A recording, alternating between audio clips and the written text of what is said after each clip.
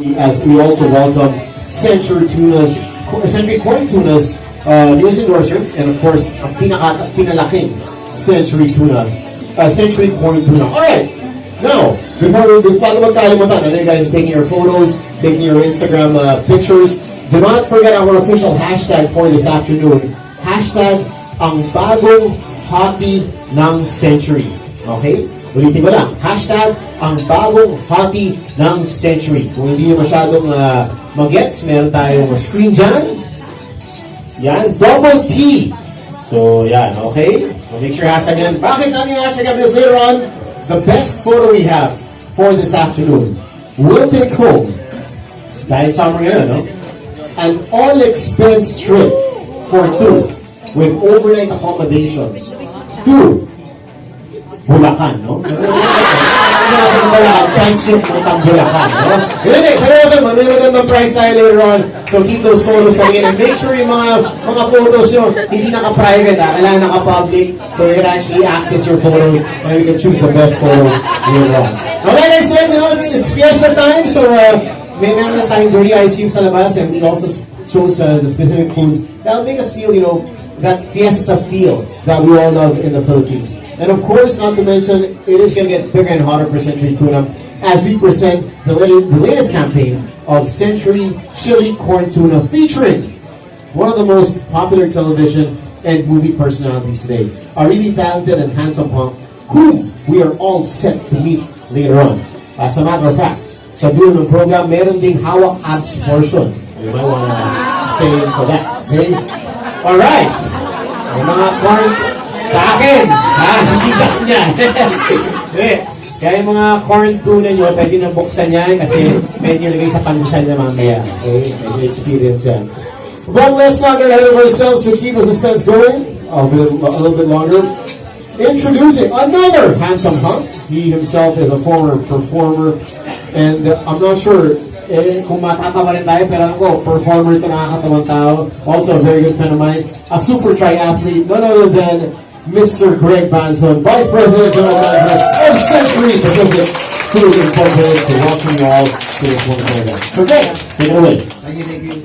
Good afternoon to everyone, and we're very happy and overwhelmed by the attendance. Ang laki ng crowd. Parang when we were planning the venue, we were saying how big a venue should be put together. So, but I guess your continued support is really an indication of how much trust you give the brand and the company Century Pacific Food. And we're really very happy with your attendance. First off, I think the theme that we chose was really more fiesta. This is actually kind of welcoming summer. Pa-summer na talaga eh. Just give it a few more days and the weather's going to get really hot. And it's perfect. It's perfect time. It's the season of Century Tuna. But as we kick off the summer season, naisip namin, bahat ng bahat ang weather. We wanted to showcase our latest development in Century Corn Tuna. What we did was Century is very successful. We're dominant market leader, 40+ market share, and total tuna market share is somewhere around 85% with all of our brands. But we said that we wanted to continue engaging the consumer and asking them, ano ba yung pinaka-hinahanap nila? And one of the main things that they mentioned was, sana mas marami kami nakakain corn tuna, and they wanted it hotter. And so our very distinguished and capable and able R&D team is here. These are the guys who work on the formulations, headed by Miss Daisy. English. Ilongga yan, kaya dito tayo nag-lunch kasi ilongga yung pagkain natin ngayon. But anyway, so they put together a really good formulation. I think award-winning formulation. We tested it and everyone's excited about it. And then we had to think, sino bang pwedeng endorser na gagamitin natin dito sa that great creation that our R&D people and our test kitchen people put together. And as you know, when you talk about Century Tuna, you talk about super gods. They're a bit more serious. They're a bit more parang tipid sa ngiti, di ba? So, what we said, we needed to differentiate the chili corn tuna or corn tuna from the rest of the Century brand. So, it was a good search. We talked about a lot of possible endorsers, but the same name kept coming up. Of course, he is showbiz royalty in the Philippines. Very well-known parents, very well-established parents in the showbiz industry as well as in politics. But then he created and carved out a name for himself and in both acting and hosting. And even his personality, I think, lends itself well to how we want the brand to be seen. Very outgoing, very manly, I guess, very irregular type of guy. So we're very excited to introduce him to you. And of course, we all know it's Luis Manzano. So today is our lucky day. So with that, I'd just like to welcome you to this event. And there's a lot more that we'll talk about. But again, thank you very much for your attendance. And I hope that you'll be happy with the product and the campaigns that we're rolling out today. So magandang hapon and thank you very much. Thank you so much, Sir Greg! So, kung naguhulaan kayo kanina, ni-reveal na pala na si Luis ang bagong endorser. Ngayon ko lang tinalaman. Hindi! Ikaw! Okay. So, it was a very long debate, no? Kasi, of course, very key, mga keywords, mas pinalaki. Ano naisip nyo? Mas pinahat. Ano naisip nyo? Siyempre, sensory tuna corn. Sensory corn tuna, di ba? Talagang pinag-isipan ng mabuti. And of course, to give us an introduction to Century Corn Tuna, allow me to call on Mr. Noel Lazaro, Senior Vice Product Manager of Century Tuna, for a product presentation. Marami kayong fans, ha?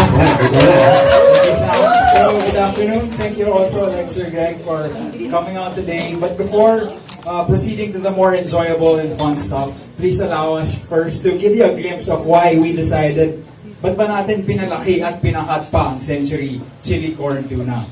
And so it was really, when we were asking ourselves, how can we better ourselves and how can we satisfy and delight the customer better, we found our answers in two very distinct eating behaviors ng Pilipino in general, and more importantly, yung Century Corn Tuna users natin. Una na dito, yung custom ng Pilipino mag-share. Yun.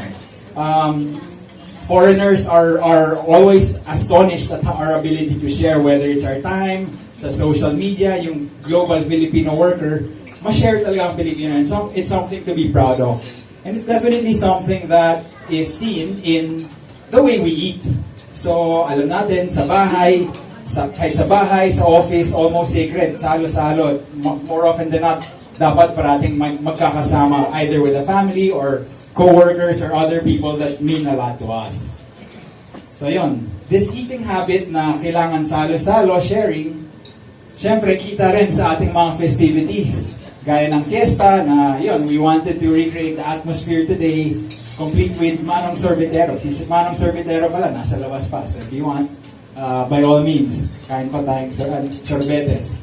Kahit sa birthdays natin, di ba? Tayo lang yata yung nationality na yung celebrant, siya yung manglilibre. In other parts of the world, it's the other way around. Usually, yung celebrant yung nanglilibre. But because of our inclination to share, tayo pa yung nanglilibre pag sa mga birthday. And even in the way we speak and how we deal with each other, it sees yung inclination natin to share our food.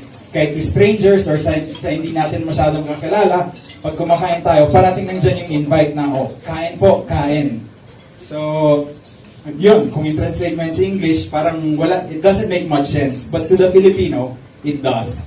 So that's one behavior that we found important. And another one is yung pagka-mainstream na ng hot ngayon at anghang.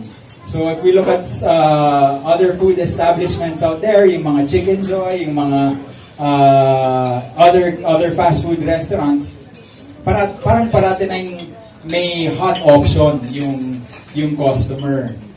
Actually, pag titignan nyo din yung menu of other restaurants, I don't know if you can just read it, pero like this place over here, may mga variants ng Armageddon, nuclear, mga ganon. So tumataas na yung fondness natin, tsaka yung tolerance for hot and spicy foods.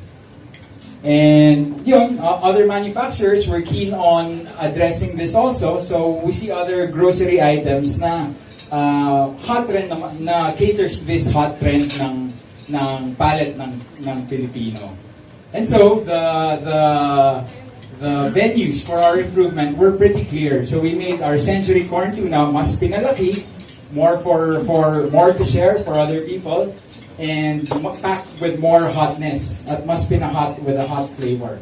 Kaya nang nabanggit na kanina. So we are excited to deliver the message also. That's why we tapped the one and the only Luis and produce TV commercials that we'll be viewing shortly.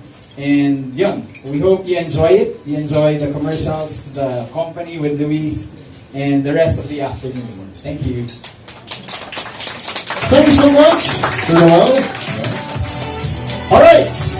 Now, before anything else, before we get to the TVCs, I'd like to announce that we are officially about to end the hashtag game. So, guys, if you have any last photos, please do upload them right about now, because in about 10 seconds, we're going to be closing out the photo contest, and once again, we're giving away that special prize at the end of the program. All right. Now, at this point, I think we are all set to watch, of course, Century Corn Tuna's latest commercials. Ladies and gentlemen, please direct attention to the wide screen for the TVs. We have one over here, one at the back. And let's take a look at this.